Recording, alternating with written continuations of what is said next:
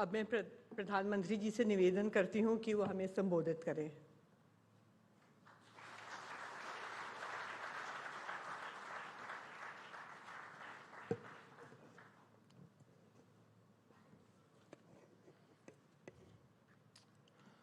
आप सबको नमस्कार। 100 साल पहले हिंदुस्तान टाइम्स का उद्घाटन पूज्य बापू ने किया था। वे गुजराती भाषी थे और 100 साल के बाद एक दूसरे गुजराती को आपने बुला लिया।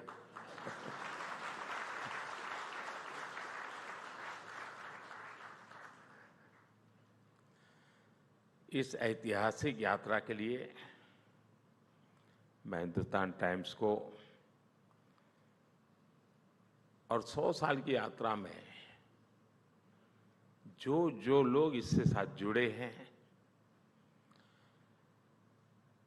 जिन जिन लोगों ने खाद पानी का काम किया है, संघर्ष किया है, संकट झेले हैं, लेकिन टिके रहे हैं, वे सब आज बधाई के पात्र हैं, अभिनंदन के अधिकारी हैं। मैं आप सबको 100 साल की यात्रा बहुत बड़ी होती है। आप सब इस अभिनंदन के हकदार हैं और मेरी तरफ से भविष्य के लिए भी आपको अनेक अनेक शुभकामनाएं हैं। अभी जब मैं आया तो फैमिली के लोगों से मिलना तो हुआ ही हुआ, लेकिन मुझे 100 साल की यात्रा एक शानदार एग्जीबिशन देखने का अवसर मिला। मैं भी आप सबको कहूंगा, अगर समय है तो कुछ समय वहां बिता करके ही जाना।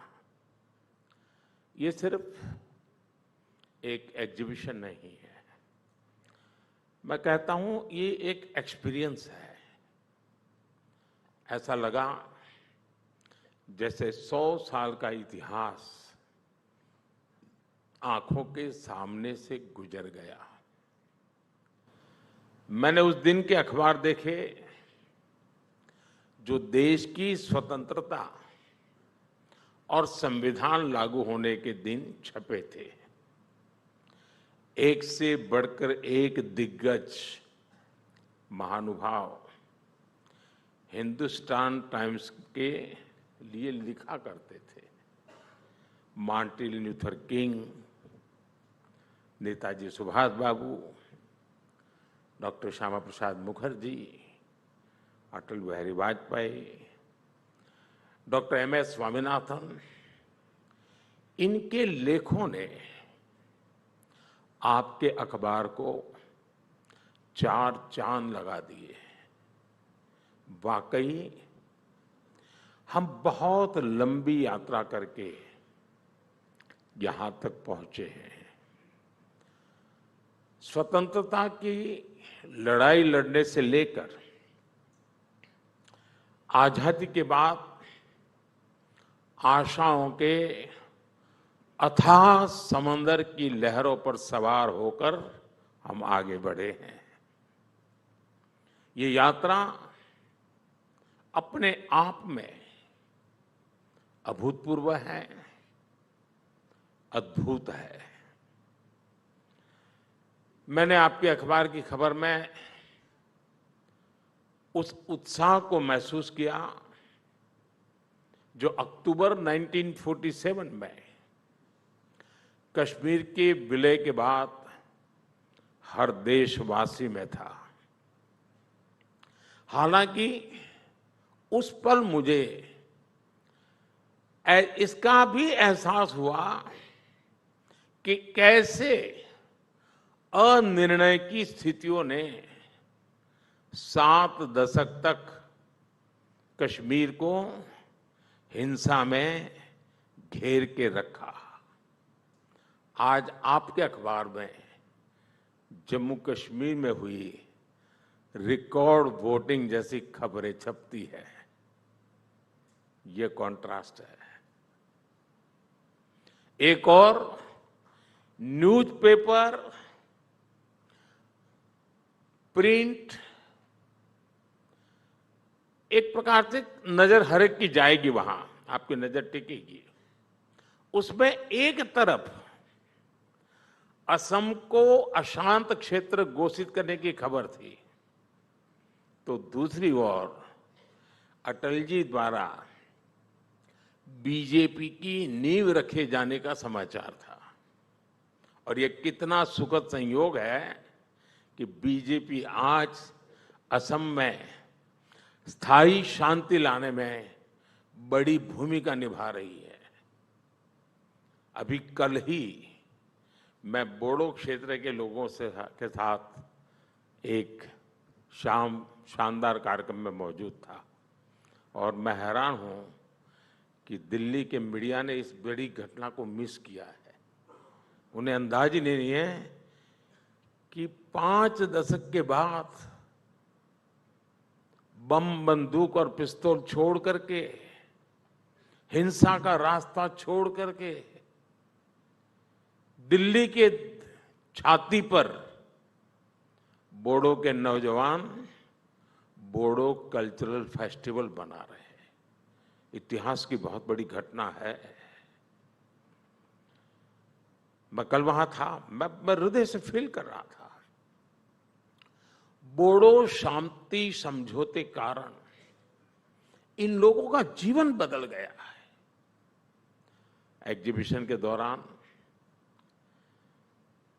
26/11 के मुंबई हमले की रिपोर्ट्स पर भी मेरी नजर गई। ये वो समय था जब पड़ोसी देश की आतंकवादी हरकतों की वजह से हमारे लोग अपने घर और शहरों में भी असुरक्षित रहते थे। लेकिन अब स्थितियां बदल गई हैं। अब वहां के आतंकवादी ही अपने घर में सुरक्षित नहीं है। साथियों, हिंदुस्तान टाइम्स ने अपने 100 साल में 25 साल गुलामी के देखे हैं और 75 साल आजादी के देखे हैं। इन 100 वर्षों में जिस शक्ति ने भारत का भाग्य बनाया है, भारत को दिशा दिखाई है, वो है भारत के सामान्य मानवी की सूझबूझ, भारत के सामान्य मानवी का सामर्थ्य। भारत के सामान्य नागरिक के इस सामर्थ्य को पहचानने में बड़े बड़े जानकारों से अक्सर गलतियां हुई है। अंग्रेज जब भारत छोड़कर जा रहे थे तो ये कहा गया कि ये देश बिखर जाएगा, टूट जाएगा, इसका कोई भविष्य नहीं है। जब इमरजेंसी लगी तो कुछ लोगों ने मान लिया था कि अब तो इमरजेंसी हमेशा ही लगी रहेगी, अब लोकतंत्र गया। कुछ लोगों ने, कुछ संस्थानों ने इमरजेंसी थोपने वालों की ही शरण ले ली थी, लेकिन तब भी भारत का नागरिक उठ खड़ा हुआ और इमरजेंसी को उखाड़ फेंकने में बहुत ज्यादा समय नहीं लगा। आप याद कीजिए, जब कोरोना का मुश्किल समय आया तो दुनिया को लगता था कि भारत पूरे विश्व समुदाय के लिए बहुत बड़ा बोझ बन जाएगा, लेकिन भारत के नागरिकों ने कोरोना के खिलाफ एक मजबूत लड़ाई लड़कर के दिखाई। साथियों, आपको 90 के दशक का वो दौर भी याद होगा जब भारत में 10 साल में 5 चुनाव हुए थे। इतने बड़े देश में 10 साल में 5 चुनाव, देश में कितनी अस्थिरता थी।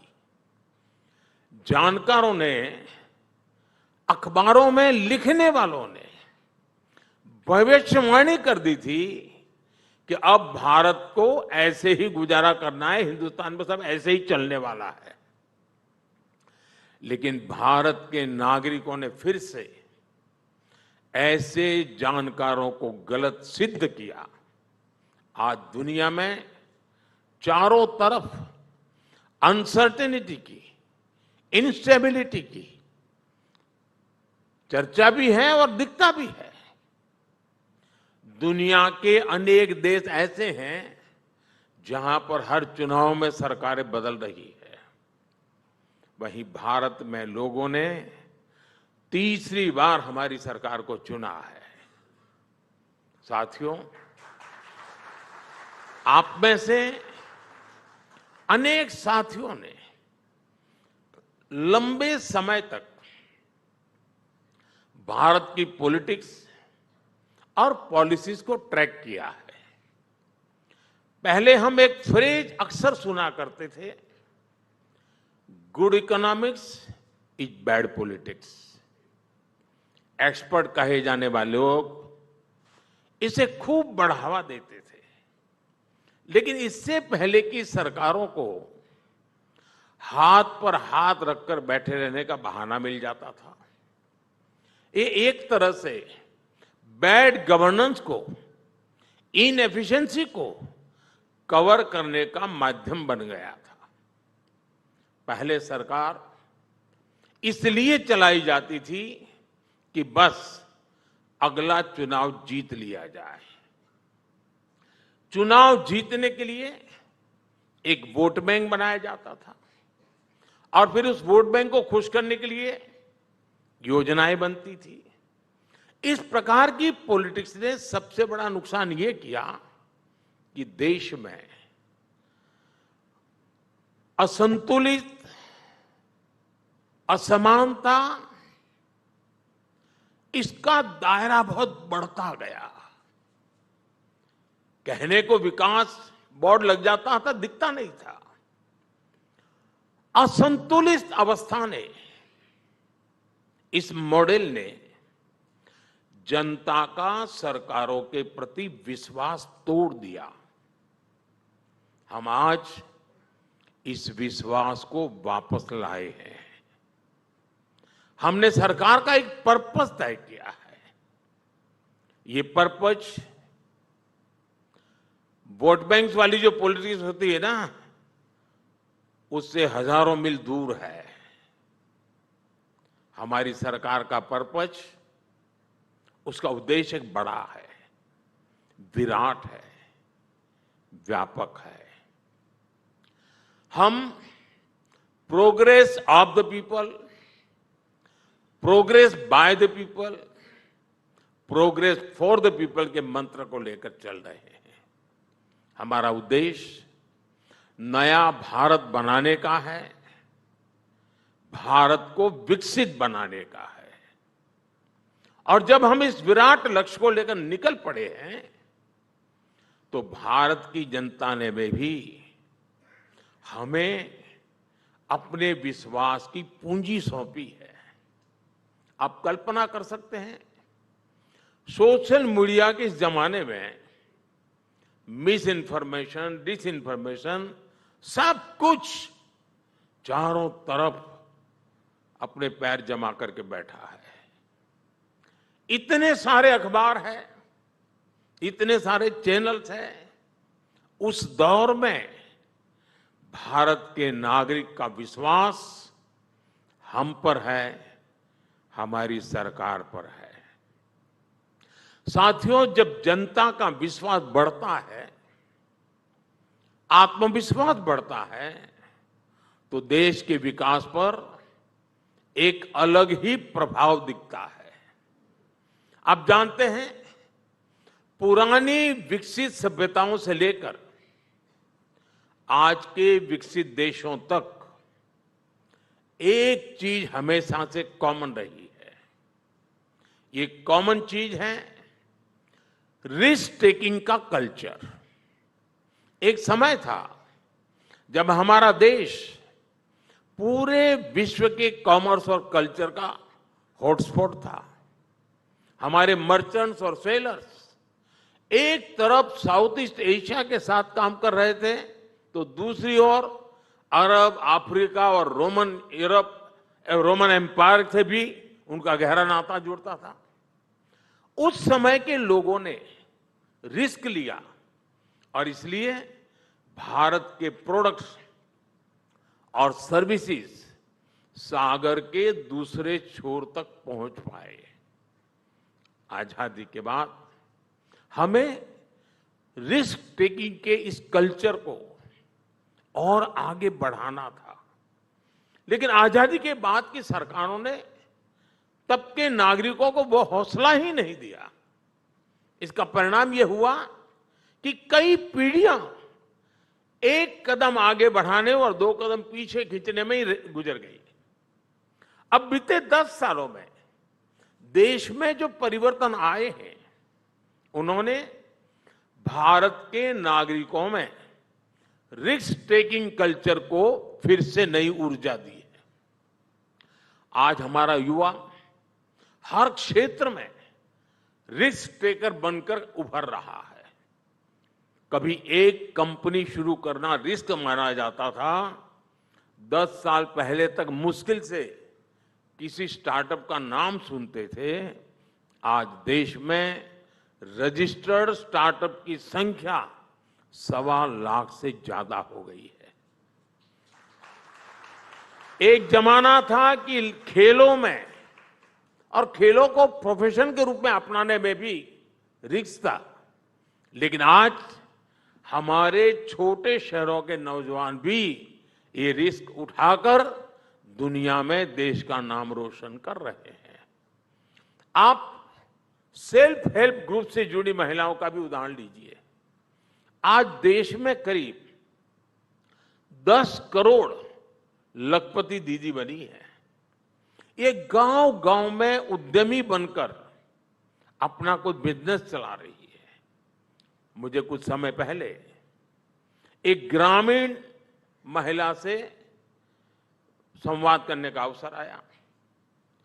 उस महिला ने मुझे बताया था कि कैसे उसने एक ट्रैक्टर खरीदा और अपनी कमाई से पूरे परिवार की आय बढ़ा दी। एक महिला ने एक रिस्क लिया और अपने पूरी परिवार का जीवन बदल डाला।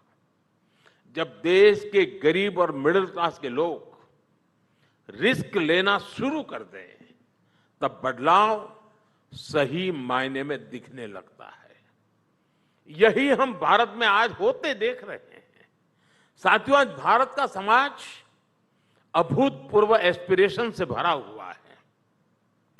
इन एस्पिरेशंस को हमने अपनी पॉलिसीज का बड़ा आधार बनाया है। हमारी सरकार ने देशवासियों को एक बहुत यूनिक कॉम्बिनेशन दिया है। ये कॉम्बो इन्वेस्टमेंट से एम्प्लॉयमेंट, डेवलपमेंट से डिग्निटी का है। हम विकास का ऐसा मॉडल लेकर चल रहे हैं जहां इन्वेस्टमेंट हो, इन्वेस्टमेंट से एम्प्लॉयमेंट जनरेट हो, डेवलपमेंट हो और वो डेवलपमेंट भारत के नागरिकों की डिग्निटी बढ़ाए, डिग्निटी सुनिश्चित करें। अब जैसे देश में टॉयलेट्स बनाने का एक एग्जाम्पल है। मैं छोटी चीजें इसलिए हाथ पकड़ रहा हूं कि कभी कभी हमें लगता है इसका कोई मूल्य ही नहीं है, लेकिन इसकी कितनी बड़ी ताकत होती है मैं आपको उदाहरण से बताना चाहता हूं। हमारे देश में हमने एक मिशन लिया टॉयलेट बनाने का। देश की बहुत बड़ी आबादी के लिए ये सुविधा के साथ साथ सिक्योरिटी और डिग्निटी का भी माध्यम है। इस योजना की जब बात होती है तो अक्सर कहा जाता है कि इतने करोड़ शौचालय बने, ठीक है, बन गए होंगे, लेकिन ये जो शौचालय बने हैं ना, उनको बनाने में ईंटें लगी हैं, लोहा लगा है, सीमेंट लगा है, काम करने वाले लोग हैं, और ये सारा सामान किसी दुकान से गया है, किसी इंडस्ट्री से बना है, किसी ने किसी ट्रांसपोर्टर्स ने किसी के घर तक पहुंचाया है, यानी इससे इकोनॉमी को गति मिली है, बड़ी संख्या में जॉब क्रिएट्स हुए हैं। जब टॉयलेट बना तो लोगों का जीवन आसान हुआ, लोगों में सम्मान और स्वाभिमान का एक भाव पैदा हुआ, और साथ ही इसने डेवलपमेंट को भी गति दी। यानी इन्वेस्टमेंट से एम्प्लॉयमेंट, डेवलपमेंट से डिग्निटी, इस मंत्र की सफलता जमीन पर दिख रही है। साथियों, एक और उदाहरण एलपीजी गैस सिलेंडर का है। पहले जब किसी के घर में गैस होती थी तो अड़ोस पड़ोस के लोग ये सोचते हैं कोई बड़ा व्यक्ति है, उसका बड़ा रुतबा माना जाता, उनके पास गैस का चूल्हा है। जिसके पास गैस कनेक्शन नहीं होता था वो सोचता था कि काश उसका खाना भी गैस के चूल्हे पर बनता। हालत ये थी कि गैस कनेक्शन के लिए सांसदों से, पार्लियामेंट मेंबर से चिट्ठियां लिखवानी पड़ती थी। ये, और मैं 21वीं सदी की शुरू की बात कर रहा हूं, मैं ये कोई 18वीं शताब्दी की बात नहीं कर रहा हूं। 2014 से पहले सरकार डिबेट करती थी, और डिबेट क्या करती थी? डिबेट ये होती थी कि साल में 6 सिलेंडर देने हैं या फिर 9 सिलेंडर देने हैं, इस पर डिबेट होती थी। हमने सिलेंडर कितने देने हैं इस डिबेट के बजाय हर घर गैस के चूल्हे का कनेक्शन पहुंचाने को प्राथमिकता बनाया। जितने गैस कनेक्शन आजादी के बाद के 70 साल में दिए गए, उससे ज्यादा हमने पिछले 10 साल में दिए। 2014 में देश में 14 करोड़ गैस कनेक्शन थे, आज 30 करोड़ से ज्यादा है। 10 साल में इतने कंज्यूमर बढ़ गए, लेकिन क्या आपने कभी सुना है कि गैस की किल्लत है? नहीं सुना है। हिंदुस्तान टाइम्स में छपा है? कभी नहीं छपा है। हुआ ही नहीं तो छपेगा कैसे? ये इसलिए नहीं सुनाई देता क्योंकि हमने एक सपोर्टिंग इंफ्रास्ट्रक्चर बनाया, उस पर इन्वेस्ट किया। हमने जगह जगह बॉटलिंग प्लांट लगाए, डिस्ट्रीब्यूशन सेंटर बनाए, बॉटलिंग से लेकर सिलेंडर की डिलीवरी तक, इससे हर जगह रोजगार का निर्माण हुआ। साथियों, मैं आपको ऐसे कितने ही उदाहरण दे सकता हूं। मोबाइल फोन का उदाहरण है, रुपे कार्ड का उदाहरण है। पहले डेबिट क्रेडिट कार्ड रखना कुछ लोगों को एक अलग गर्व महसूस करवाता था, जेब में से ऐसे निकालता था और लोग देते थे, और गरीब उसी कार्ड को देखकर सोचता था काश कभी मेरी जेब में भी। लेकिन रुपे कार्ड आया और आज मेरे देश के गरीब की जेब में भी क्रेडिट डेबिट कार्ड मौजूद है दोस्तों। और उसी पल वो उसको बराबरी महसूस करता है, उसका सेल्फ रिस्पेक्ट बढ़ जाता है। आज गरीब से गरीब ऑनलाइन ट्रांजैक्शन करता है। बड़े शॉपिंग मॉल में कोई महंगी कार से उतरकर भी वही यूपीआई इस्तेमाल करता है जो मेरे देश का रेहड़ी पटरी पर बैठा हुआ एक सामान्य इंसान भी उसी यूपीआई का उपयोग करता है।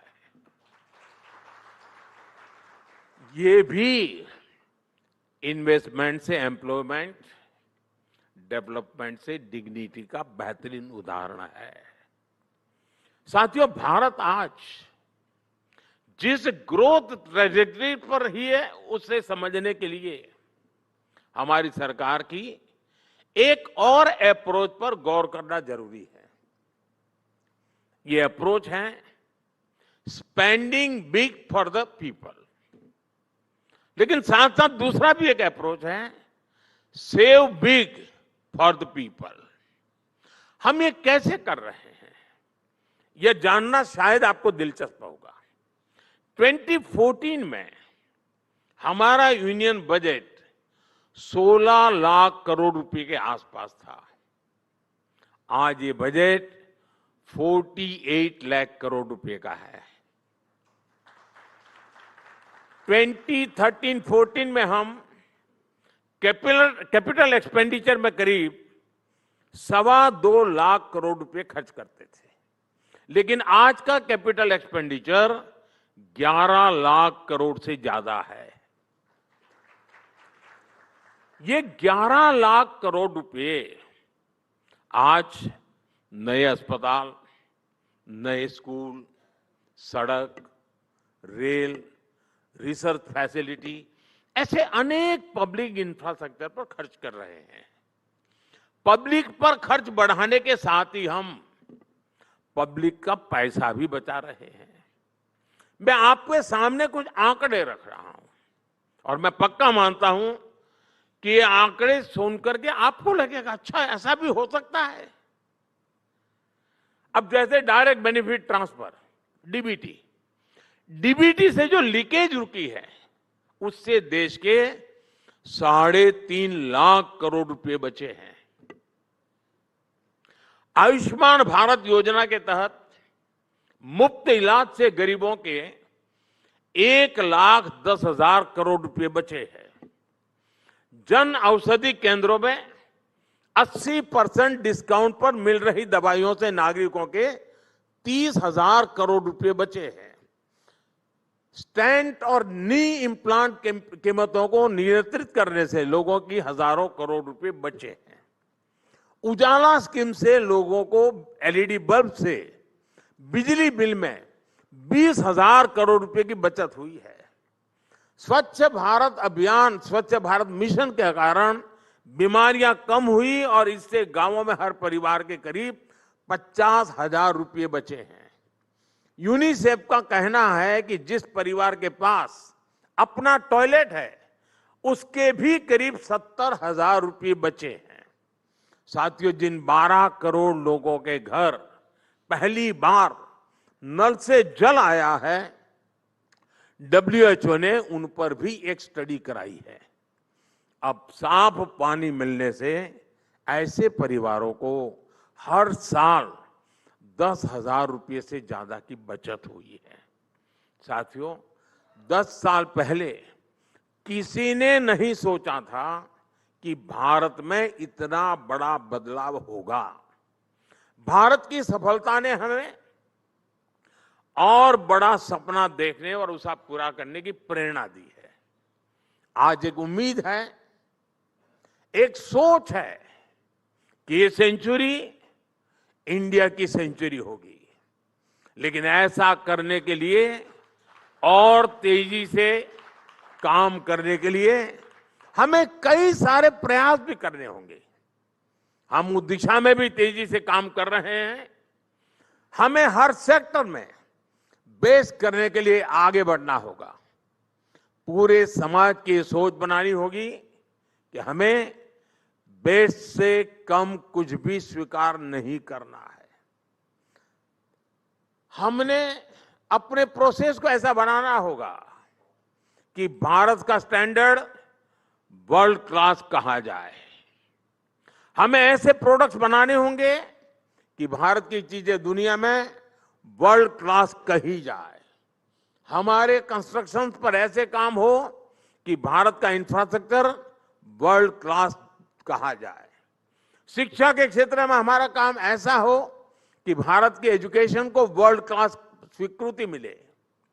एंटरटेनमेंट के क्षेत्र में ऐसे काम हो कि हमारी फिल्मों और थिएटरों को दुनिया में वर्ल्ड क्लास कहा जाए। और इस बात को, इस अप्रोच को लगातार जनमानस में बना रखने के लिए हिंदुस्तान टाइम्स की भी बहुत बड़ी भूमिका है। आपका 100 साल का अनुभव विकसित भारत की यात्रा में बहुत काम आएगा। साथियों, मुझे पूरा विश्वास है कि हम डेवलपमेंट की इस पेस को बरकरार रखेंगे। बहुत जल्द हम दुनिया की तीसरी सबसे बड़ी इकोनॉमी बनेंगे।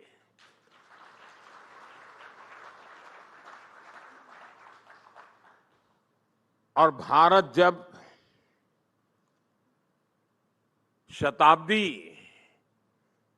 मनाएगा आजादी की, भारत की आजादी के 100 साल होंगे, तब आप भी करीब करीब 125 साल के हो जाएंगे। और तब हिंदुस्तान टाइम्स लिखता होगा कि विकसित भारत का ये शानदार अखबार है। इस यात्रा के आप भी साक्षी बनेंगे। लेकिन जब मैं आपके बीच आया हूं तो कुछ काम भी आपको बताना चाहता हूं, और ये भरतेज जी आपकी जिम्मेवारी रहेगी। देखिए, हमारे यहां बड़े बड़े साहित्यकारों के रचनाओं पर पीएचडी होती है, अलग अलग शोध पर पीएचडी होती है। शशि जी, क्या कोई हिंदुस्तान टाइम्स के 100 साल उस पर ही पीएचडी करे? ये बहुत बड़ी सेवा होगी। उससे रिसर्च होगा, यानी एक ऐसी चीज निकल करके आएगी जो हमारे देश की पत्रकारिता की जो जर्नी है, और उसने दोनों कालखंड देखे हैं, गुलामी का कालखंड भी देखा है, आजादी का भी देखा है। उसने अभाव के दिन भी देखे हैं और प्रभाव के दिन भी देखे हैं। मैं समझता हूं एक बहुत बड़ी सेवा हो सकती है। और बिरला परिवार तो पहले से चैरिटी में विश्वास करने वाला परिवार रहा है। क्यों न किस यूनिवर्सिटीज में, हिंदुस्तान में भी और हिंदुस्तान के बाहर भी, हिंदुस्तान टाइम्स की चेयर हो, और जो भारत को वैश्विक संदर्भ में उसकी सही पहचान के लिए रिसर्च के काम करवाती हो। एक अखबार अपने आप में बहुत बड़ा काम है जो आपने किया है, लेकिन आपके पास इतनी बड़ी पूंजी है। 100 साल में आपने जो इज्जत कमाई है, जो विश्वास कमाया है, वो शायद आने वाली पीढ़ियों के लिए हिंदुस्तान टाइम्स के दायरे से बाहर निकल करके भी उपयोगी हो सकता है। मुझे पूरा विश्वास है कि आप इस 100 वर्ष सेमिनार तक सीमित नहीं रहेंगे, इसको आगे बढ़ाएंगे। दूसरा, मैंने जो एग्जीबिशन देखा, वाकई वो प्रभावित करने वाला है। क्या आप इसका एक डिजिटल वर्जन और बहुत अच्छी कमेंट्री के साथ, और वे हमारे देश के सभी स्कूल के बच्चों तक पहुंचा सकते हैं? इससे पता चलेगा कि भारत में ये क्षेत्र कैसा है, कैसे कैसे भारत की विकास यात्रा में उतार चढ़ाव आए हैं, किन किन परिस्थितियों से भारत गुजरा है। ये बहुत जरूरी होता है। और मैं मानता हूं कि आपने इतनी मेहनत तो की है, इसका एक डिजिटल वर्जन बना करके आप देश की हर स्कूल में पहुंचा सकते हैं, तो बच्चों के लिए भी एक बड़ा आकर्षण का केंद्र बनेगा। साथियों, 100 साल बहुत बड़ी बात होती है जी। मैं इन दिनों थोड़े अलग कामों में जरा ज्यादा व्यस्त हूं, लेकिन एक ऐसा अवसर था कि मैं छोड़ना नहीं चाहता था, मैं खुद आना चाहता था, क्योंकि 100 साल की यात्रा अपने आप में एक बहुत बड़ी उपलब्धि होती है। और इसलिए मैं आपको, आपके पूरे साथियों को, सबको हृदय से बहुत